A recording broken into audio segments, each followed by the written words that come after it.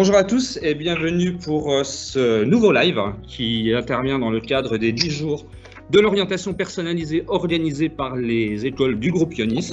Et ce soir, nous avons le plaisir de partager ce moment avec Xavier Rivoire, qui est leader communication externe de Decathlon et qui va nous parler, vous parler, bien entendu, de la communication et plus particulièrement de la communication à l'international d'une grande marque que vous connaissez tous, Decathlon. Alors, les aléas du direct font que Xavier Rivoire a un agenda très chargé et qu'au lieu de le retrouver en direct vidéo, on l'a en direct téléphone. Donc vous voyez, c'est les aléas du direct, mais Xavier est là et je vais lui proposer tout de suite de prendre la parole. Est-ce que tu es là, Xavier ?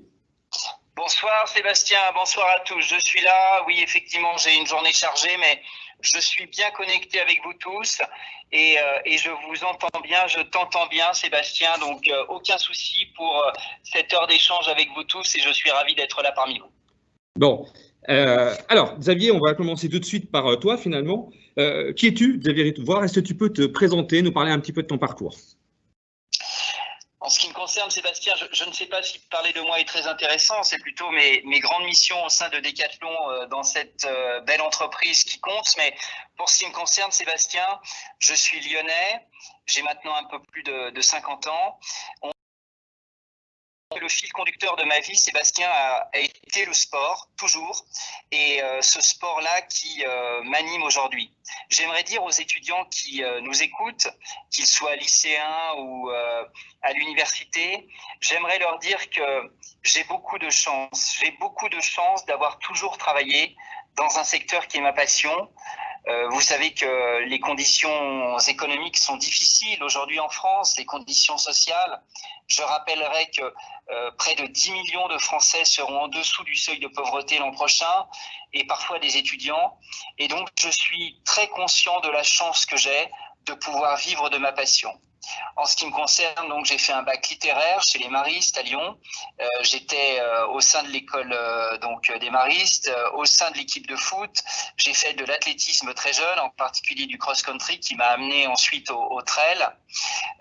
Et après ce bac littéraire, je suis parti à Sciences Po. J'ai fait un 3e cycle en communication en Sorbonne pour présenter les écoles de journalisme. J'ai eu la chance d'entrer à l'école de Lille. Et là, assez jeune, j'ai commencé à commenter des matchs de foot avec une grande voix de la radio qui s'appelait Eugène Sacomano. Tout à fait, qui nous a quittés il n'y a pas très longtemps. Borsalino, vous avez peut-être vu ce film avec Delon et Belmondo. Et il y avait là, Sébastien, un jeune journaliste face à moi qui a commencé pratiquement le même jour que moi à Europe 1. Et ce jeune journaliste, c'était Denis Brognard. Et on est resté amis avec Denis jusqu'à aujourd'hui. Denis qui vient nous voir à Decathlon à Lille dans 2 jours pour nous proposer une émission en commun. Donc tu vois, il faut toujours garder les liens avec les personnes que tu apprécies sur ton chemin personnel et professionnel. Je suis parti ensuite à Londres pour travailler à la BBC. De la BBC, je suis passé à l'équipe où j'ai mené le poste de correspondant de l'équipe pendant 10 ans. Donc en Angleterre, mais en couvrant également toute l'actualité en Grande-Bretagne. C'était la grande époque des cantonnages, Ginola, Sella en rugby, c'était magnifique. Je suis ensuite parti à Milan pour France Football. Tu sais que l'équipe et France Foot, c'est le même groupe. Donc j'ai eu la chance de travailler en Italie. Je suis rentré en France pour le lancement de la chaîne L'équipe. Et puis, je commençais à avoir des doutes à partir de la fin des années 2000 sur mon métier de journaliste, le fait qu'on faisait moins de terrain, qu'on voyait moins les gens, qu'il y avait des budgets plus limités. Comme je menais des formations en entreprise, j'ai rencontré les gens de Decathlon. J'ai beaucoup aimé cette entreprise et du coup, je suis chez Decathlon depuis près de 10 ans. D'abord chez Kalenji en tant que responsable des médias et de la communication et des partenariats. Et aujourd'hui, donc, je mène la communication internationale de Decathlon, de ce que l'on appelle Decathlon United. Et en parallèle de ce métier, on aura certainement l'occasion d'en parler, je donne des cours à la fois à l'Université de Lille, à la Fac des Sports, mais dans des écoles privées comme la tienne, Sébastien, à l'ISEC. Donc, je suis toujours au contact des étudiants et c'est vous, étudiants, qui me donnez cette énergie et qui êtes source d'inspiration pour moi. Donc, merci à vous. Voilà Seb, Merci. résumé en quelques minutes mon parcours. Merci pour cette présentation qui donne vraiment envie. En tout cas, tu as un parcours qui est assez remarquable. Et même maintenant, j'aimerais que tu puisses expliquer un petit peu à ces jeunes, puisqu'on est face à un public de lycéens, un public qui doit choisir son orientation finalement. Qu'est-ce qu'aujourd'hui un leader communication externe de Decathlon? C'est quoi aujourd'hui ton travail?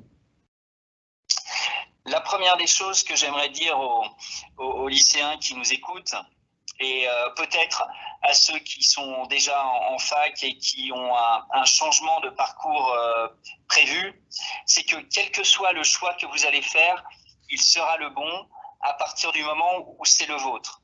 Laissez parler votre cœur et soyez prêts à travailler très dur. Laissez parler votre cœur, c'est-à-dire allez vers le domaine qui vous intéresse le plus, qui vous passionne le plus. Parce qu'aujourd'hui, sans passion, il est très difficile de briller. Et puis, travaillez très dur parce que même si vous êtes brillant, je suis sûr que vous l'êtes, même si votre culture générale est forte, et j'espère qu'elle l'est, parce que c'est la base de tout, même si vous avez eu de brillantes notes en seconde, en première, en termes, bientôt le bac, etc. Sachez que il n'y a pas de réussite sans travail. Nous avons tous des dons et des compétences, nous avons tous des talents, mais si ces talents ne sont pas exploités, s'ils ne sont pas travaillés, ils ne servent à rien. Donc on ne réussit jamais en dilettante. Et je dis ça d'autant plus facilement, Sébastien, que j'ai moi-même été paresseux, je le suis encore d'ailleurs un peu, les week-ends par exemple.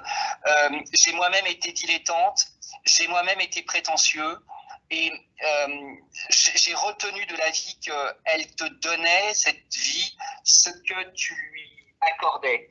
Et donc, donnez-vous au maximum. C'est pour ça que le sport est hyper important. Engagez-vous dans le sport parce que bouger votre corps, c'est bouger vos neurones, c'est faire travailler votre tête. Et ça, c'est très, très important. Je pense que c'est une règle de vie que vous devez suivre toute votre existence. Il n'y a pas un jour, Seb, il n'y a pas un jour de cette existence que je passe sans aller faire un petit jogging. Quand je dis un petit, c'est une demi-heure, 1h30 ou 2 heures, mais chaque jour je sors pour me donner cet élan, cette ascèse, cette discipline. Et mon métier, c'est, pour répondre à ta question, c'est d'expliquer ce qu'est Decathlon.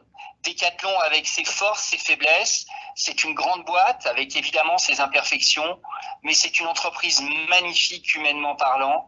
C'est une entreprise qui rend le sport accessible à tous, le sport technique et ludique et en même temps à prix raisonnable. Et c'est ça mon métier, c'est d'expliquer cela et j'espère le faire avec passion. Merci en tout cas, tu donnes aussi d'excellents conseils à nos jeunes qui en effet ont besoin de s'oxygéner, surtout avec les nouvelles méthodes finalement d'enseignement dues au confinement. J'ai une autre question tout de suite qui me vient, Xavier, c'est aujourd'hui finalement sur cette thématique qui est comment une grande marque communique à l'international. Comment fait-on aujourd'hui quand on est une marque pour adapter sa communication à l'international en fonction des pays dans lesquels on est implanté? C'est une question qui est d'autant plus intéressante que Decathlon a commencé en juillet 1976. Donc peut-être que si certains d'entre nous ici écoutants, parmi tes profs ou tes intervenants étaient nés, ce n'est évidemment pas le cas des lycéens et des jeunes qui nous écoutent. En juillet 1976, la révolution de Decathlon, c'est d'offrir du sport dans des rayons entiers à des prix accessibles et abordables, comme on le disait tout à l'heure. C'est de transformer le sport en une sorte de supermarché. Ça n'existait pas avant. Avant, vous aviez des magasins spécialisés dans les villes, par exemple, en tennis, en golf, en foot, des magasins qui vendaient les produits très chers. Et tout à coup, Michel Leclerc, le fondateur de Decathlon, le cousin de Gérard Mullier, Auchan par ailleurs, a eu cette idée géniale de monter un grand magasin de sport avec des produits imbattables en termes de qualité-prix. C'est ça l'histoire de Decathlon. Aujourd'hui, Decathlon, qui est né à Anglo, à côté de Lille, avec 7 collaborateurs, c'est près, Sébastien, de 100 000 personnes à travers le monde, dans près de 60 pays dans le monde entier, sur les 5 continents. Et on est très fiers d'être une entreprise française qui a su exporter son savoir-faire et qui a dû s'adapter localement. Et c'est là le secret, Seb. C'est que lorsque tu parles à un Chinois, il pense que Decathlon est chinois. Lorsque tu parles à un Indien, il pense que Decathlon est indien. Lorsque tu parles à un Colombien ou une Colombienne, il pense que Decathlon est une entreprise de Colombie. Pourquoi ? Parce que notre ancrage local est fort. On emploie des gens qui sont sur le terrain. Donc, dans cette zone-là, il y a quelques expatriés, mais très peu. Et Decathlon se conjugue dans toutes les langues, dans toutes les cultures. Et c'est pour nous un grand succès. Et c'est cette pluriculturalité qui fait le succès de Decathlon aussi. Decathlon, entreprise française, je rappelle que 100% de nos produits sont conçus en France. Maintenant, une partie de la production est revenue en France, mais ce savoir-faire, il est exporté partout dans le monde. Et juste pour votre information, le chiffre d'affaires mondial de Decathlon, il y a encore quelques années, c'était 50% du chiffre d'affaires qui revenait à la France. Donc c'était à partir du territoire français qu'on faisait 50% du chiffre d'affaires mondial. Aujourd'hui, ce n'est plus que 30% environ, et ce chiffre décroît au fur et à mesure qu'on ouvre de nouveaux pays. Pour ceux qui aiment l'Australie, les États-Unis, l'Afrique, l'Amérique du Sud, l'Asie, Decathlon est une entreprise remarquable. J'ai eu l'occasion de voyager dans un certain nombre de ces pays, comme au Japon dernièrement. Si l'ouverture au monde et l'international vous plaisent, je le mets au pluriel, puisqu'il y a plusieurs ouvertures possibles, je pense que Decathlon peut être une entreprise pour vous. En tout cas, avec tous ces exemples, c'est vrai que tu dois faire rêver pas mal des élèves qui nous regardent. Moi, j'ai envie de te demander, est-ce que tu as un exemple précis sur, pourquoi pas, un lancement de produit ou une campagne que vous avez menée, ou alors une anecdote particulière qui illustrerait cette internationalisation de Decathlon? J'en ai un qui vient naturellement en tête, Sébastien. On pense tous peut-être à la tente Quechua, à la tente 2 secondes, qu'on déplie, qu'on jette en l'air et qui se déplie et déploie en 2 secondes. Et aujourd'hui, on a une nouvelle tente 2 secondes qui se replie aussi en 2 secondes parce que ça n'a pas toujours été facile de la replier. Donc, on a aujourd'hui cette tente Quechua qui a été un succès mondial. Il y a bien d'autres produits, comme par exemple, pour ceux qui aiment les sports de raquettes, que ce soit le tennis de table, le tennis, le ping-pong, le badminton, le squash, le fameux roll-net, tu sais, c'est ce filet que tu déplies et qui tient dans une poche que tu peux mettre sur une table de cuisine, par exemple, et tu peux te mettre à jouer, à te faire un ping-pong entre amis ou en famille avec des enfants, par exemple, ça c'est génial. Mais pour répondre à ta question, je pense au masque de plongée sous BA, qui est ce masque intégral qui permet de voir les fonds marins en respirant naturellement. C'est un masque de snorkeling, de randonnée aquatique. Et cet exemple, Seb, il est intéressant parce que pendant le confinement, tu parlais de confinement, le confinement numéro 1, donc c'était en mars et en avril, des hôpitaux se sont tournés vers nous, des médecins, pour dire comment est-ce que vous pouvez nous aider à adapter ce masque, parce qu'il nous aide à nous protéger, nous qui sommes des aides-soignants, et il sert aussi à nos patients pour mieux respirer. On plug en fait à la place du tuba un respirateur qui permet aux patients de mieux respirer. Et en fait, Seb, un mouvement d'intelligence collective est né. On a donné à peu près 300 000 masques à travers le monde. Donc ça a été évidemment un coût pour Decathlon, mais en même temps, ça a été génial de rendre service et d'être utile. Et après tout, c'est ça qui est Decathlon. Et donc, on a donné 300 000 de ces masques, on a donné 100 000 ponchos, des paires de gants.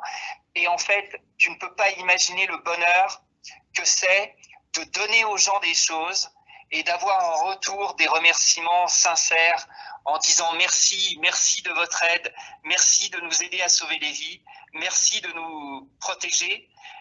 Et donc, à partir d'un produit sportif qui était ce masque de snorkeling, on en a fait un produit universellement connu et reconnu. Et là, l'une de mes grandes fiertés, c'est pendant cette période, ça a été de recevoir des mails, tiens-toi bien, de la NASA, de Ferrari, de l'université de Stanford, d'Airbus, de Safran, toutes ces immenses boîtes et institutions qui se sont tournées vers nous et qui ont dit merci à Decathlon, comment est-ce qu'on peut travailler avec vous?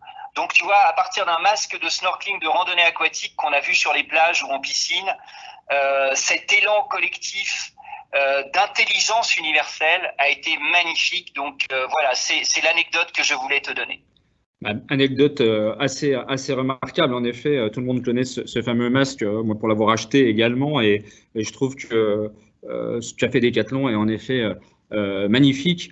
Et ça renforce aussi le sentiment qu'ont les Français finalement de régulièrement placer Decathlon en tant que marque préférée. En tout cas, merci parce que ça illustre pleinement les propos de notre conférence de ce soir sur l'international. Et justement, on a parlé de belles choses, mais est-ce que toi, tu pourrais donner des conseils sur les erreurs ou en tout cas les fautes à ne pas commettre quand on communique à l'international? Je dirais, Sébastien, que je donnerais comme conseil de commettre des fautes et des erreurs parce que c'est aussi comme ça que tu apprends. On a chez Decathlon ce que l'on appelle le droit à l'erreur et moi j'utilise toujours le terme de droit à l'initiative. Trop souvent, dans les écoles, dans les collèges, les lycées, mais ça vient même de la maternelle et ça vient même encore avant de nos propres familles, on a des petits cadres et des petites boîtes et on a des principes et des a priori. Il faut dire les bonnes choses au bon moment, il ne faut pas dire de bêtises, il ne faut pas commettre d'erreurs. Et nous pensons chez Decathlon que c'est parce que tu oses faire des choses, que tu oses sortir des cadres et des boîtes dans lesquelles les gens essayent de te mettre, que tu apprends. Alors, il faut éviter de faire trop de conneries, je suis d'accord avec toi. Et bien sûr, on ne peut pas passer son temps à reproduire les mêmes erreurs parce que là, ça devient des fautes. Mais lorsqu'on chute parce qu'on a essayé quelque chose, il n'y a rien de mal à cela.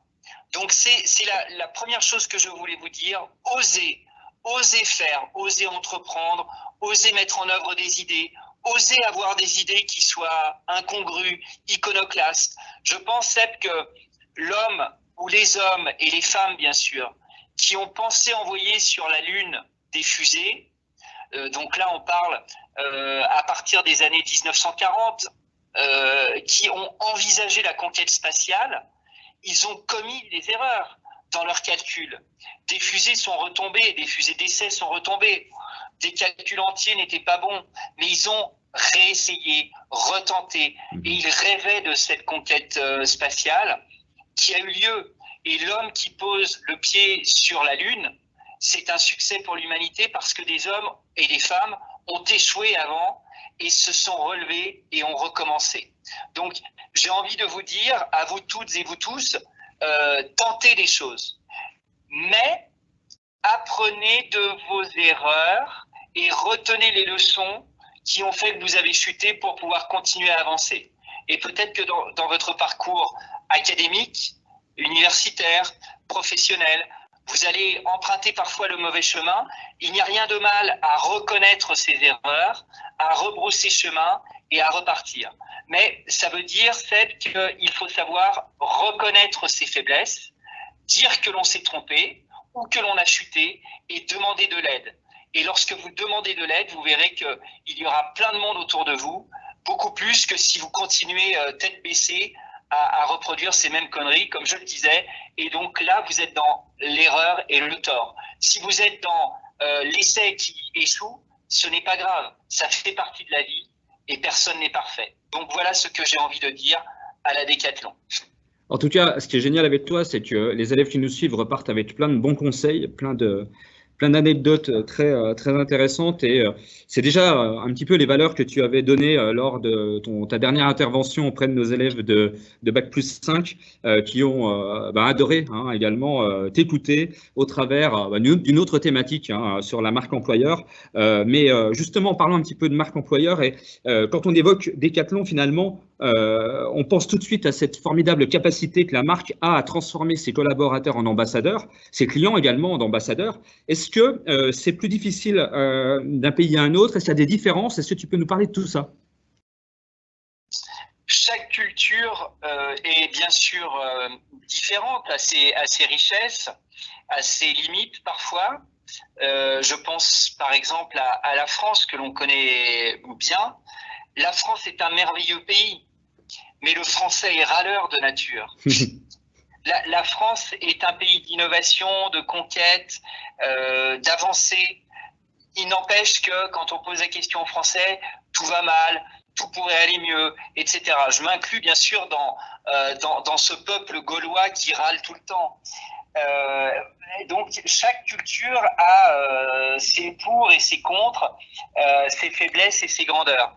Mais ce qu'il y a de beau avec le sport, c'est que le sport est un trait d'union exceptionnel, un ciment international, et où que tu sois dans le monde, que tu sois à Jakarta aux Philippines ou à Bogota en Colombie, tu mets un ballon entre les pieds de gamins dans la rue, petite fille ou petit garçon, et même adultes, femmes ou hommes, les gens jouent tout simplement.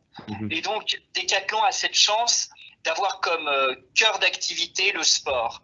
Et c'est ça que nous aimons infiniment chez Decathlon, c'est le sport qui rassemble les gens, qui les réunit, plutôt qu'il ne les divise.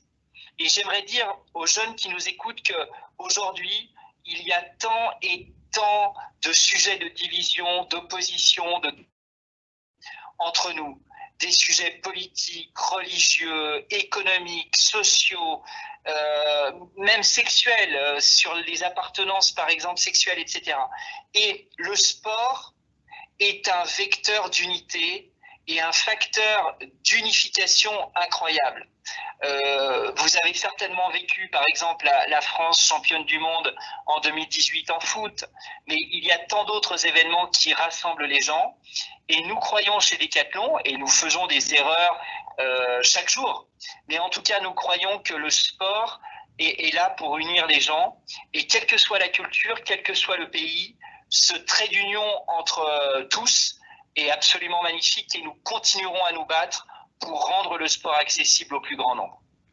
Merci en tout cas pour toutes ces bonnes choses. Et j'ai une question qui m'arrive sur le chat, là, Xavier, d'un élève qui te demande tout simplement quel conseil tu pourrais donner à un étudiant qui est en terminale et qui voudrait se lancer dans des études de communication et partir bien sûr à l'international.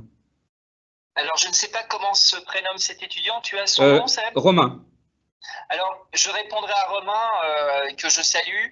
Je te remercie, Romain, de ta question. D'abord, Romain, je ne sais pas quel est ton sport, mais continue à faire du sport parce que c'est indispensable. Aujourd'hui, on a le cul vissé sur nos chaises ou dans nos canapés, devant des écrans. Les temps sont durs parce que évidemment il y a le Covid, il y a les restrictions sanitaires et on doit les suivre, bien sûr.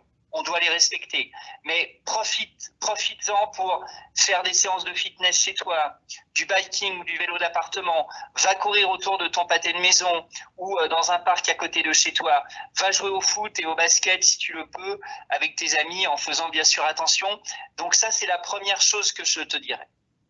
Parce que ça va t'être utile toute ta vie et comme je le disais tout à l'heure, quand tu bouges ton corps, tu bouges ta tête, tu actives ta tête. Quand je vais courir chaque jour, je reviens avec des idées, quelques idées, j'en ai pas beaucoup, mais celles qui surgissent, c'est aussi, t'en as plein.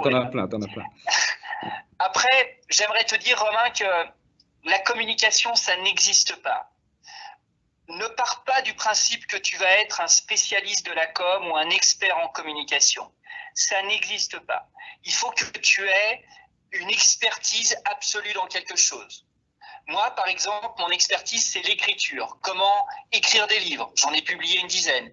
Comment rédiger des articles? Et j'ai fait ça pendant 30 ans. Comment mettre en scène maintenant et en forme des dossiers de presse? C'est ce que je fais pour Decathlon depuis 10 ans. Moi, c'est l'écriture, la rédaction et la rencontre à l'autre qui donne lieu justement à des reportages, des portraits. C'est ça mon expertise. Moi, je ne me présente jamais comme un spécialiste de la communication. La com, Romain, ce sont juste des méthodes, des moyens, des techniques pour mettre en orchestration un savoir et une expertise. À partir du moment où tu auras cette passion, cette expertise, peut-être sur 2 ou 3 thèmes différents, tant mieux si tu en as plusieurs, tu pourras les mettre en forme, en musique, en orchestration, et le chemin à la fois de la fortune intellectuelle, personnelle et fortune en banque, certainement aussi, viendra naturellement. Ce chemin s'ouvrira naturellement et le chemin de l'international s'ouvrira naturellement. Inutile de te dire, Romain, qu'il te faut parler l'anglais, comme tu parles le français, qu'il te faut parler espagnol, italien, parce que j'estime que n'importe quel Français apte à obtenir le bac doit parler l'espagnol et l'italien, qui sont des langues tellement faciles que c'est une évidence, le portugais étant un petit peu plus difficile au niveau de la prononciation, mais c'est la même chose. Je t'encourage, Romain, à reprendre l'allemand si tu en as déjà fait, à parler une langue plutôt rare. On ne peut pas dire que le russe ou le chinois ou l'arabe soient des langues rares, mais en tout cas une langue difficile. Si tu as en plus cela, en plus de ta passion, de ton expertise et de ton goût pour l'international, tu vas brillamment réussir ta carrière et je serai toujours là pour t'accompagner et répondre à tes questions en tout cas et t'ouvrir les portes de Decathlon si tu le souhaites. Ah ben Romain, je crois que l'invitation est prise. En tout cas, j'aime beaucoup ton discours, Xavier, puisque tu vas aussi dans le sens de la construction à l'international que l'on met en place à l'ISEG, avec cette capacité à proposer un maximum de langues et d'immersion à l'international à nos élèves. Donc, merci d'avoir axé là-dessus. J'ai une dernière question, si tu es d'accord, puisqu'on va bientôt arriver au terme de cette interview, qui m'est posée par Salomé. Alors, Salomé, elle est élève en terminale générale à Lyon. Elle demande si j'intègre l'ISEG et que je postule chez Decathlon pour un stage, qu'est-ce que vous pourriez me conseiller pour préparer au mieux ma candidature et l'entretien? Alors déjà, Salomé, tu peux me tutoyer. Chez Decathlon, tout le monde se tutoie et dans le milieu du sport également. Merci pour ta question. En fait, Salomé, c'est un petit peu ce que je répondais à Romain, c'est-à-dire que déjà, je pense que le choix de l'ISEG est un bon choix. C'est une école sérieuse. Merci. Il faut savoir que il y a de grandes écoles aux yeux des recruteurs. Je pense à Sciences Po, l'ENA, l'EDEC, l'ESSEC, etc. Mais en fait, sache, Salomé, que l'ISEG déjà est une école sérieuse, avec cette orientation internationale dont vient de parler Sébastien, qui ne m'a pas payé pour que je dise ça, mais parce que j'interviens chez toi, Seb, je le sais. Et puis, d'autre part, j'allais presque dire que le diplôme, en fait, n'est pas important. C'est-à-dire que quand moi, je reçois un CV, Salomé, que ce soit un CV papier, il y en a encore, ou digital, c'est plus souvent le cas, je ne regarde pas l'école, je regarde la passion qui anime cette étudiante ou cet étudiant. Et je regarde la pratique sportive, la connaissance du sport, parce que chez Decathlon, c'est la base de tout. Et donc, Salomé, si tu es à l'ISEG, c'est bien, c'est un plus. Si tu es passionné de hockey sur gazon, comme Aliciane, qui est à mes côtés actuellement en stage, ou de rugby, comme c'est le cas de Rémi, qui est en alternance à mes côtés aussi en ce moment, c'est parfait. Si tu fais du patinage sur glace, c'est parfait, et de la danse sur glace. Si tu es passionné de kitesurf, je prends aussi. Il te faut une passion, et après, par rapport j'allais dire à l'oral et à l'entretien, ça viendra naturellement. Donc, sache simplement que chez Decathlon, on prend plutôt des jeunes qui travaillent en rayon, au contact des clients et des produits, pour être au milieu des équipes. Et puis après, ça va très très vite. Tu peux devenir directrice de magasin en 4 ans ou 5 ans. Tu peux partir à l'étranger en 10 ans. Tu peux être patronne d'une marque. Là, je suis en lien, par exemple, avec la leader de Kalenji, qui est une femme incroyable. Tu peux être patronne d'une marque en 15 ans, etc. Donc, les opportunités s'ouvriront à toi si tu as cette passion. Voilà, Salomé. Comme pour Romain et comme pour tous ceux qui m'écoutent, Sébastien vous transmettra mes coordonnées avec un compte mail si ça vous intéresse. Et on peut bien sûr être en lien sur Twitter ou sur LinkedIn. Là encore, Sébastien pourra vous transmettre mes comptes. En tout cas, un énorme merci, Xavier, pour ce moment partagé avec nous, sachant qu'en plus, la réalité du travail a rattrapé notre live et que tu t'es arrangé pour avoir le téléphone, et je te remercie énormément pour que l'événement ait pu avoir lieu malgré voilà, les imprévus de dernière minute, hein, c'est ça la vie professionnelle. Je te dis tout simplement merci et j'espère cette fois-ci te retrouver vraiment en direct live vidéo samedi, puisque tu as accepté d'intervenir pendant ma journée portes ouvertes, et je te remercie. Merci Sébastien.